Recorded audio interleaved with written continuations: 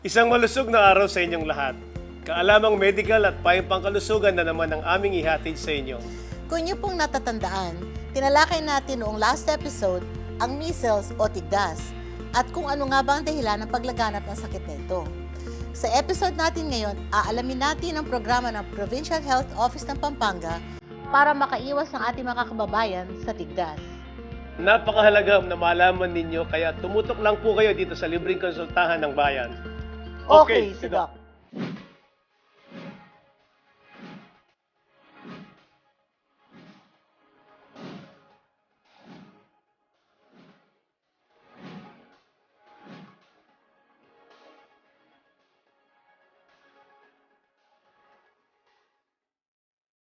Para talakayin ang programa ng lokal na pamahalaan ng Pampanga kontra sa tigdas na ito, sasamahan tayo ngayon ni Dr. Marcelo Hauchico, ang ating Provincial Health Officer. Welcome to our show.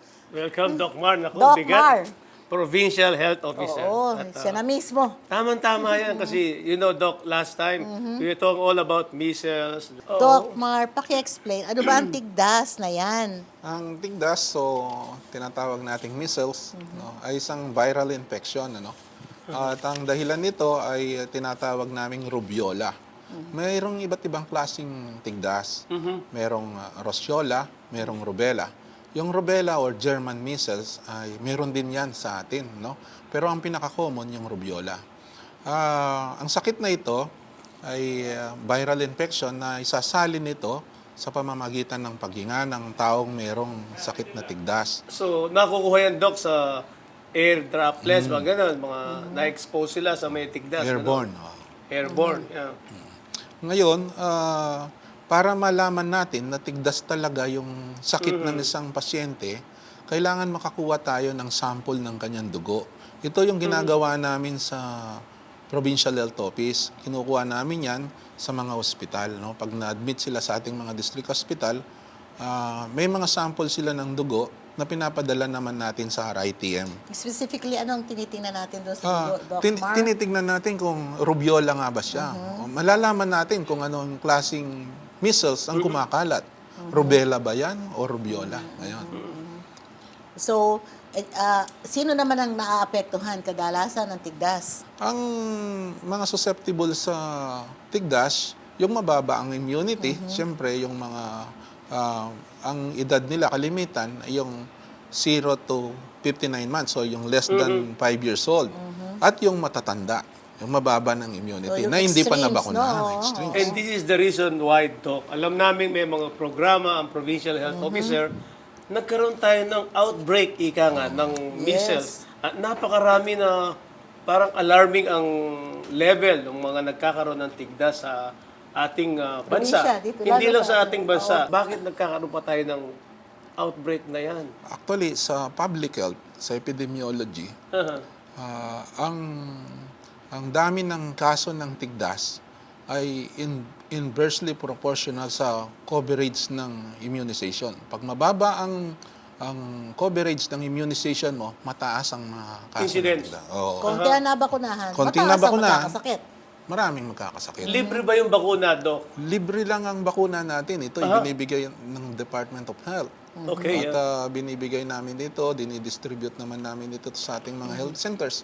Nagtataka nga kami kung bakit mayroon pang mga parents na imbis na unahin yung pagpapabakuna sa kanilang mga anak sa ating mga health center, parang mas hindi nila priority. Parang mas priority nila yung kanilang trabaho. Yun na nakita niyong dahilan. Opo. Sa But we Law know, compliance. at our level, Doc, we know kung sino ang dapat at ilan ang dapat mabakunahan sa bawat, di ba, mga Pampangan, mga towns, mga barangay, di ba? meron yata yung statistics si Doc. Alam natin, meron tayong mga Meron po breakdown tayo ng mga dapat o pwedeng mag-receive ng bakuna.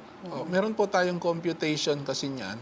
Binibase natin yan sa total population. May percentage kasi ng total population. Yung dati kasi 3% ng total population ng computation namin sa fully immunized child, yung target namin sa fully immunized child. 3% of the total Population. ng age group na yan. Ngayon po, total population po. Todo na. Opo. Oo. Ngayon, kukunin mo yung 3%, ito yung dapat ma-fully immunized child mo. No? Yung sinasabi nilang fully immunized child, pag umabot ka ng 1 year, dapat lahat ng bakuna na dapat mong ma-receive. Dapat na-receive mo na. BCG, Epa B, measles vaccine, lahat yan. Hepatitis B na vaccines, dapat yan, lahat yan. Yan ba, Doc? Libre lahat yan sa gobyerno? Libre po lahat Wow, yan. galing pala ng ating mga programa. Yan. Yun po ang gusto nating malaman nyo. Ito Yes, po yung kaya libre. natin ini-emphasize yan. Kasi kung minsan alam na, ang mahal kasi nito eh. So, Pagka our nagpunta sa government private, is yes, providing all these things for free. Opo. Oh, maganda yan. So, pakituloy nyo po, Doc Mar. Ngayon, napaggalaman natin sa ating, siyempre, alam natin kung ilan yung target natin. Nababakunaan. 3%. Binaba po kasi ng Department of Health Ano sa na ngayon? 2.5 na lang. 2.5%. 2.5%. All the total population. Opo.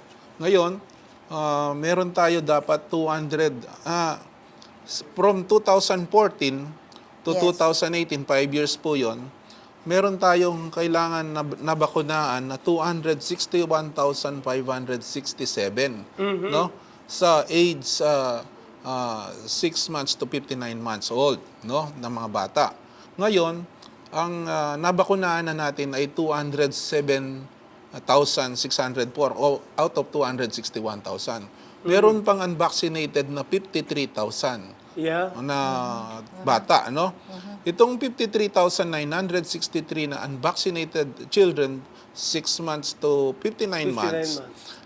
Mula nung February 2018 hanggang February 2019, hanggang December 2018, February to December, nakapagbakuna na kami ng 25,556. So, sinubtract namin yon sa 53,963, meron pa kaming 28,407 na mga bata na kailangan mabakunahan namin ng 2 dosage ng dose ng measles vaccine. Ilang dose ba yan, Doc? 3 dose yan, di ba? Actually po, kaya nagiging 3, dinadagdag namin yung from 6 months to 8 months. Oo. Hindi yun counted sa routine immunization eh. Kaya siya dinagdag, kaya binibigay siya as early as 6 months to 8 months na ganon, para dahil sa outbreak. Napaka-importante ng inyong pinag-uusapan na natin. Magbabalik po kami, huwag niyo po kami iiwanan. Break po muna tayo.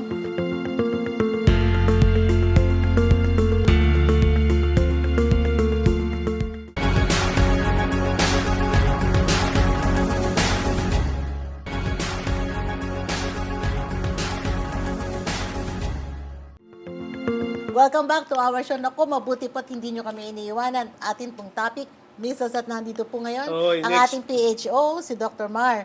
In-explain nga ni ngayon, Doc oo? na there is no reason na magka-outbreak tayo dahil maraming vaccines ang gobyerno. Na libre. Na libre po. At saka ngayon, sinasabi nga niya, because of the outbreak, di ba binibigyan niyo pa niya ng additional 6 months. 6 months. Pakituloy mo, Doc. Ang 6 months kasi, 6 to 8 months, dahil wala pa itong measles vaccine, wala pa siyang protection against measles, pwede siyang magkaroon ng tigdas.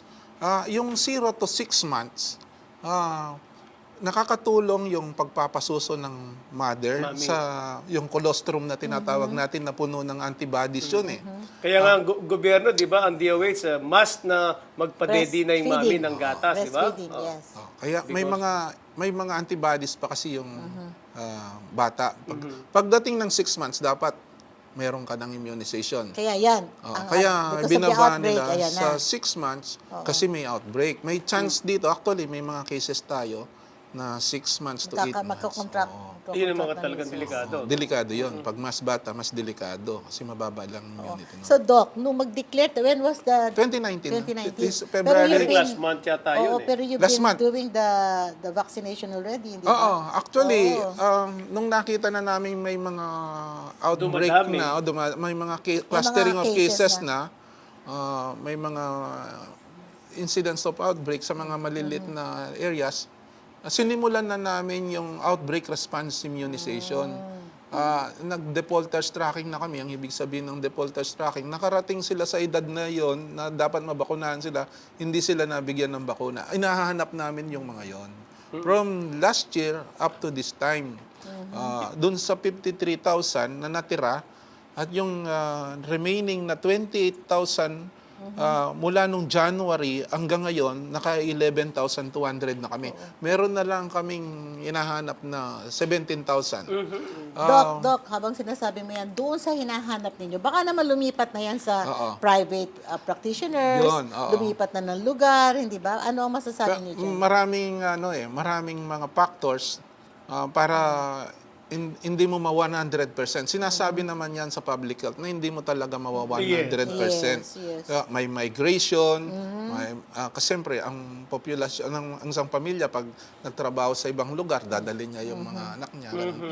Ngayon, yung mga immunization record, kuminsan natatapon ng mga parents. Kanino binibigay ang immunization record?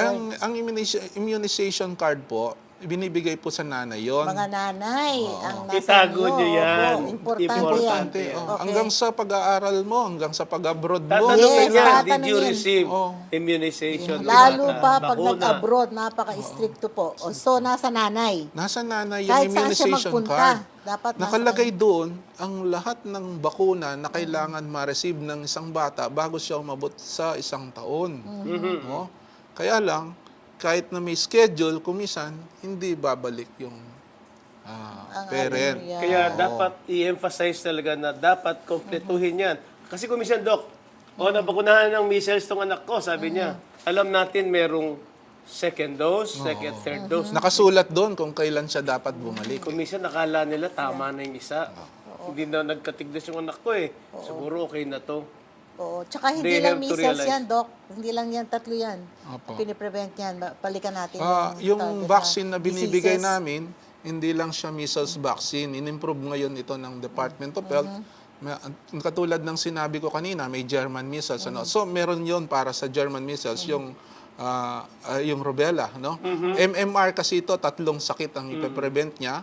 Measles, mumps, tsaka rubella. Yung mumps, yung baiki. Beke. Beke. Oh.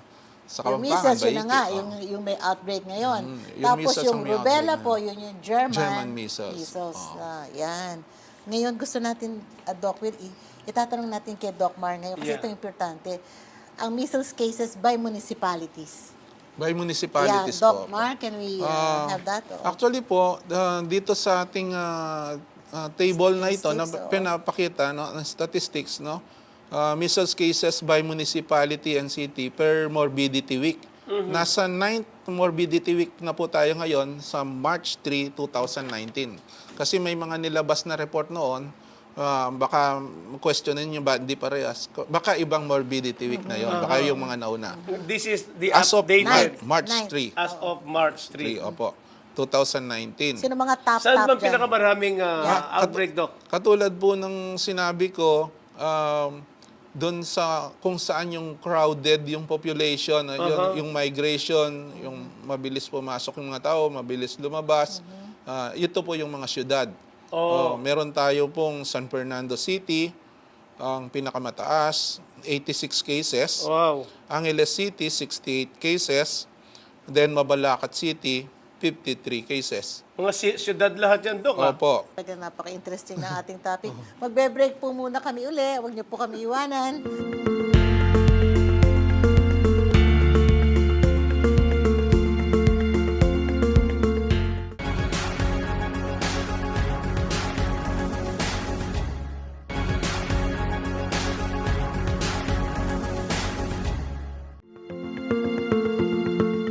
Welcome back. Naku, salamat at hindi niyo po kami iniwan. Doc Mar, pakituloy mo nga yung sinasabi mo kanina. Katulad ng sinasabi ko, yung malawak yung pagkalat ng tigdas doon sa mga syudad. Kasi thickly populated ito, very mobile ang population, labas-pasok sila dyan. Kaya yung transmission Maraming na sakit mabilis. Ngayon, ang sabi sa public health, kapag ang na-receive mo lang na vaccine ay yung MCV1, isang dose lang ang na-receive mo na measles vaccine, 85% lang ang protection mo. At ito daw na ang ganitong klaseng populasyon na MCV1 lang o isang measles vaccine lang ang na-receive, ang distribution ng sakit is affected by the movement of the population. Yung epidemiology o yung distribution ng sakit ay affected ng movement ng population. Kasi sabi mo kanina, Yes, is a yes, yes. viral disease, Yeah, very self-limited. It starts like flu-like symptoms. So Ano nga yan? kailan yan? Ano nga daw yung flu-like? Yung flu-like, malalagnat-lagnat, yung ganyan, si di ba, Doc? Sinasabi lang tatlong C, yung Yes. cough, coryza, and Ano conjunctivitis. yung coryza, Doc? Yung coryza, yung parang tumutulo ang sipon, sinisipon siya, tapos namumula yung mata niya, talagang sore eyes, ano? Okay. Tapos, yung pag-ubo. Ito yung mga sa prodromal stage, doon sa 18 days na incubation period o 14 days, magmula doon sa 10th day hanggang 14th day, magkakaroon ka ng signs and symptoms na ganon, yung tatlong sinasabi After kong yun. being exposed, Oo. no? Bago mag-occur yung rashes mo. Yun. Ayun. Doc, kailan Ito siya pwede yung- manghawa? Ito yung mga nakakawang stage, yung pag-appear ng sisip- fever, tapos yung tatlong C, nakakaawa na yan. Tapos pag Dating na nung rush. lalabas na yung rashes, after 4 days ng occurrence ng rashes, very contagious siya. Yun. Ayun, so... Yung mga namamatay o yung mga complications, pumapasok sila sa second week and third week na may sakit na siya. Na hindi man lang napansin, hindi din nila agad sa doktor, napabayaan. Okay, so ito, sabi ni Doc, second week to third week yung Complications, complications. oh. Then we would want to know, anong age group ba yung nagkakaroon ng madalas na komplikasyon? Bata ba yan o matanda? Based po sa record natin, ang age group ng distribution ng mga sakit na nagka-measles, marami po dun sa 0 to 5 years old o 5 years old. 5 years old and below, no? Marami doon. Kaya po ang focus ng immunization natin is 6 months to 59 months. Oo. Pero ngayon, sabi mo, Doc, meron pang 9 months. Paano yun? Yung mga 9 months na baka hindi yan magpunta. Naisip nila, 6 months lang. Hindi po. Pero Bali tayong po, program. ang ibibigay natin yung bakuna, pwede kang mabigyan, kung ikaw ay 6 months, 7 months, 8 months, pwede kang mabigyan ng isang dose. Because of the outbreak. Then Oo. after 1 month, kung after 1 month, pagdating mo sa 9 months, 9th month niya. 9th month, kailangan mabigyan ka na naman ng isa. Second dose. Second dose hanggang sa 11 months yon. Pagdating mo sa 12 months, yung pangalawa na, yung booster. At yung yun ang MCV2. programa nyo ngayon. Opo, yun. Intensified. Yung second dose na ibibigay namin yon hanggang sa 59 months. So, lumalabas na 3 yung marireceive niya ngayong MMR. immunization Oplan Alistigdas. Ito yung Ayan, aming ano nyo ngayon, yung tagline. programa po ng Pampanga. Na nilaunch po ni Governor Pineda noong February 26. Hanggang sa March 10 po. Sa March 10, i-collate po namin lahat ng mga data namin kung saan yung pinakamataas na coverage at kung sino yung pinakamababa ng coverage ng immunization. Para alam natin kung sino yung babantayan natin. Balik tayo doon. So, anong strategy nyo ngayon? Nung nilaunch po namin yung Oplan Alistigdas na ito, pinulong po ni Governor lahat po ng local officials, kasama po yung mga mayors, ang mga sangguniang bayan committee chairman on health, mga barangay captains, mga barangay health workers, tsaka yung mga nanay community volunteers para tulungan po nila itong mga nagbabakuna. Nandito yung municipal health officers, nandyan din yung public health nurse, at yung mga rural health midwife. Bali po, 505 yung barangay captains, 505 yung barangay health workers presidents, 505 yung lahat yan. ang nanay community workers. Tulong-tulong po yan doon sa pag-aanap, doon sa 6 to 59 months. Kasi po, ang ating mga barangay kapitan, meron po silang barangay patrol na binigay po ng probinsya. Para hindi po mahirapan yung mga magulang na dalhin sa... May patrol car. Yung May patrol health car. na, sila na pupunta sa barangay. Opo, dadalhin inyo, po yung nila mga dapat tao doon sa... pupunta. Dadalhin po nila sa kanilang barangay health center o sa kanilang rural health unit yung bata na babakunahan.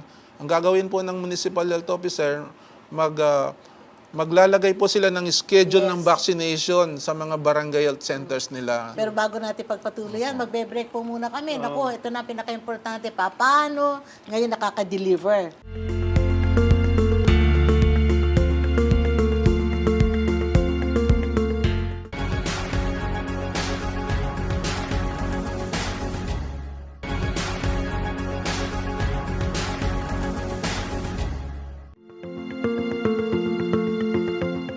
welcome back to our show. Doc, pakituloy mo yung strategy ng ating local government, ng ating Provincial Health Office. Yes. Opo, pagkatapos po nung launching namin na yon, na nagkaroon kami ng summit para dito sa Opla na Listigdas, alam na po ng mga municipal health officers kung paano yung instruction na gagawin. Actually po, ginagawa na nila ito So, before. pupunta kayo, na-identify nila. Even before the outbreak, Even Doc, before ginagawa the na yan. outbreak po, ginagawa na ito. Lalo ngayon. Opo. So, na-identify kung sino yung hindi pa immunized. Dadalhin ngayon sa health center. Kumusta naman ang may tatanong ko kanina? Oo, kasi alam natin na merong certain temperature na i-maintain yung vaccines, di ba, Yung cold Doc? chain. So from the supply area nyo sa Provincial Health Office, pagpunta sa mga barangay, pagpunta sa mga bahay-bahay, meron ba kayong way to control, to maintain To yung maintain the temperature of temperature. 8 degrees ba yan, Doc? Minus. Opo, 2 to 8 degrees po. Bali po ang bawat health center, meron po bawat RHU, meron po siyang Dito sa vaccine. atin, no? Opo, Sa sa atin. atin po. That's good. Meron po siyang vaccine refrigerator. Oh. Tapos sa amin po, sa Provincial Health Office, meron kaming mga freezers. Marami po yun. So lahat yan, Doc, hindi ba nagkaka-brown out? Meron pong generator ang probinsya. Opo. So, halimbawa, Doc, ganito.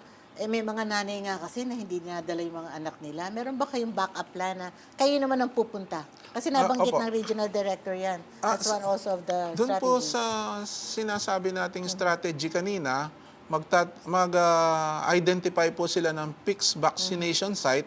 Tapos, pag sa magapon, pag hindi pumunta yung updated po kasi yung master list, alam nila kung sino yung mga bata na yon, alam nila yung Yeah. address. Hindi pa rin dinadala. Hindi Yung dinadala. address, Yung alam na. hapon, Yes. magdo-door to door na po Ayun. sila. Pupunta na po Paano sila. naman po mag-maintain? Sabi nga ni Doc, yung cold chain. Meron po silang mga backpack, may mga cool dogs po yon.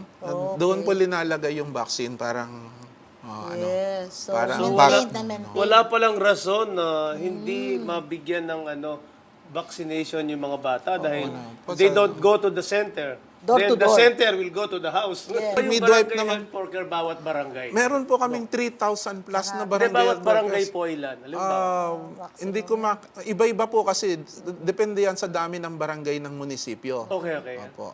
Kaya kalimitan, Basta meron sigurado sila meron. dalawa, But tatlong. there is one Lagi- per barangay. lagi Per meron, barangay po. lagi So, meron. alam po niya yung address at kung sino yung dapat Kabarangay bakunahan. niya. Bigay Talaga, mo oh. ng bakuna, Oo. ano yung susunod at kailan siya babalik. Ayun. Siyempre, sasabihin mo Sasabihin yan. mo Dahil yan. hindi niya dapat matapos niya lahat yung ibibigay mo bago siya umabot sa 1 year para masabi mo siyang fully immunized child. Oo. Tapos, Doc, kaya habang nag-uusap kayo, pumasok sa isip kayo mga indigenous people natin, Oo, the IPs.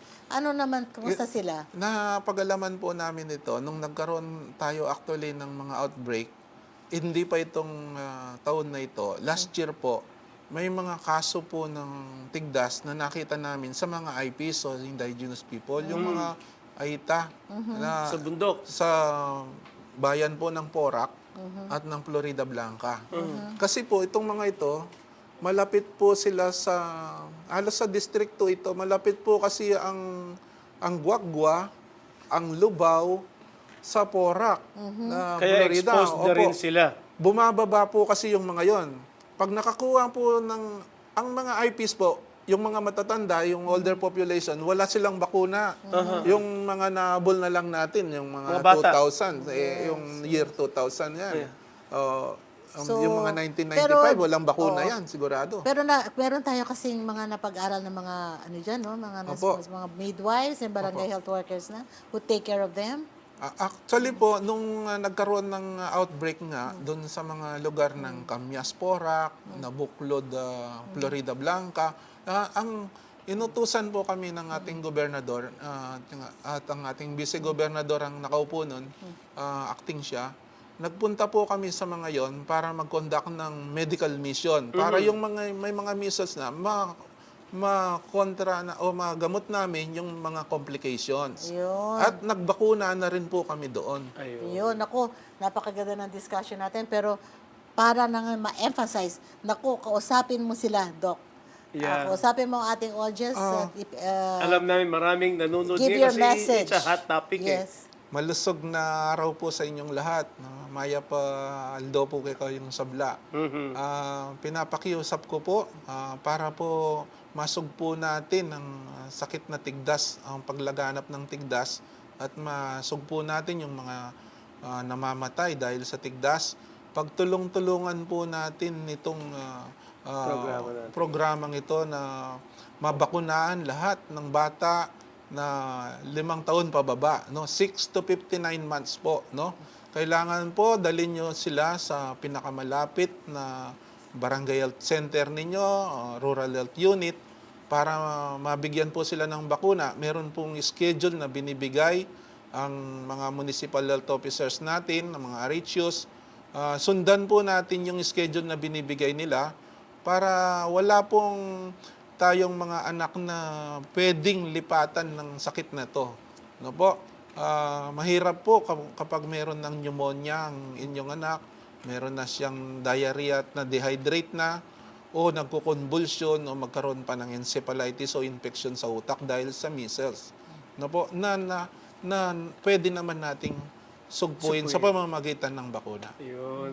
Napakaliwanag. Sana naman nakinig ang ating nandyan mga kinaukulan. ikalat nila, no? Yes. So, Maraming, there is really a way salamat. to control. Yes. And Napakaganda ng programa ng ating lokal na pamahalaan, ng inyong opisina, the Provincial Health Office. Thank you so much, Doc Mar. Yes, ma'am. Thank you rin po sa binigay niyong oras sa akin para ma-advocate ko itong programa ng aming Oplan, Alistigdas. Alistigdas. Yan. Diyan po nagtatapos ang ating discussion tungkol sa measles outbreak.